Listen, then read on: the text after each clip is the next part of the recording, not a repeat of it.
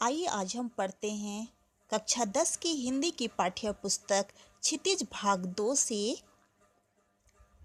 काव्य खंड से तीसरा पाठ सवैया।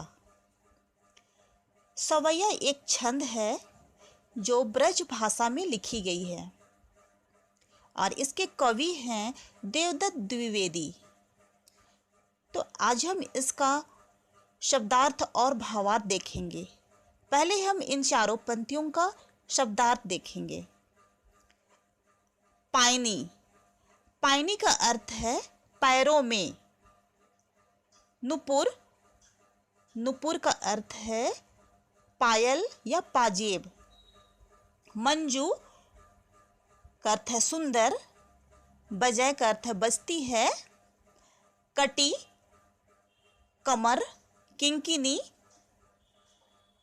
का अर्थ है कमर में पहना जाने वाला आभूषण जिसको करधनी बोला जाता है। धुनी का अर्थ है ध्वनि, मधुराई, मधुर। दूसरी पंक्ति का देखेंगे हम लोग। सौरे, सौरे का अर्थ है सौला। लसय का अर्थ है सुशोभित। पट का अर्थ है वस्त्र। पीत का अर्थ है पीला। हिये का अर्थ है हृदय, हुलसय आनंदित होना। बनमाल, जंगली फूलों की माला। आगे माथे का अर्थ है मस्तक, किरीट, मुकुट। दृग का अर्थ है आंख। मुखचंद का अर्थ है चंद्रमा रूपी मुखड़ा अर्थात चंद्रमा के समान मुख। जुन्हाई का अर्थ है चांदनी। जय का अर्थ है जय। जग मंदिर का अर्थ है संसार रूपी मंदिर। श्री ब्रज दूल्हा का अर्थ है ब्रज प्रदेश का दूल्हा। सहाय का अर्थ है सहायक। तो आइए अब हम इन चारों पंक्तियों का भावार्थ समझने का प्रयास करेंगे। हम लोग एक एक पंक्ति को पढ़कर इसका भावार्थ समझेंगे। पायनी नुपुर मंजू बजय, कटी किंकिनी कै धुनी की मधुराई। तो ये प्रस्तुत सवैया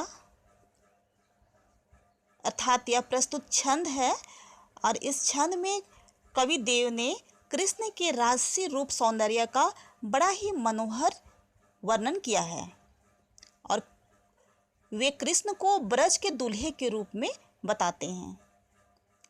तो कवि के अनुसार अर्थात कवि कहते हैं श्री कृष्ण के पैरों में सुंदर पायल बजती हुई मधुर ध्वनि पैदा कर रही है और उनकी कमर में बंधी हुई करधनी जब हिलती है तो उससे निकलने वाली मधुर ध्वनि सुनाई देती है, तो वह भी बहुत ही सुरीली लगती है। दूसरी पंक्ति। सौरे अंग लसय पटपीत, हिये हुलसय बनमाल सुहाई।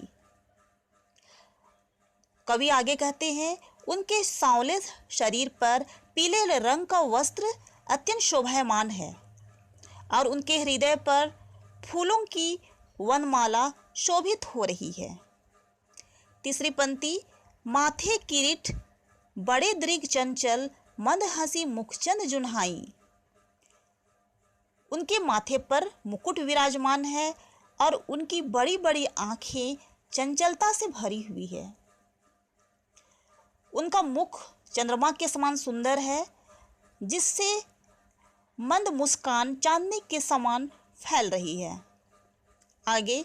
जय जग मंदिर दीपक सुंदर, श्री ब्रज दूल्हा देव सहाय। कवि आगे कहते हैं कि कृष्ण संसार रूपी मंदिर में सुंदर दीपक के समान प्रकाशमान है, अतः कृष्ण समस्त संसार को प्रकाशित कर रहे हैं और श्री कृष्ण ब्रज दूल्हे के समान लग रहे हैं अर्थात ब्रज प्रदेश में वही एक दूल्हे के समान नजर आ रहे हैं। कृष्ण इस रूप में सदैव बने रहें। कवि की यह कामना है कि वे सदा सबके सहायक बने। तो इस तरह इस सवया छंद का हमने भावार्थ समझ लिया। आशा है आपको समझ में आ गया होगा। धन्यवाद।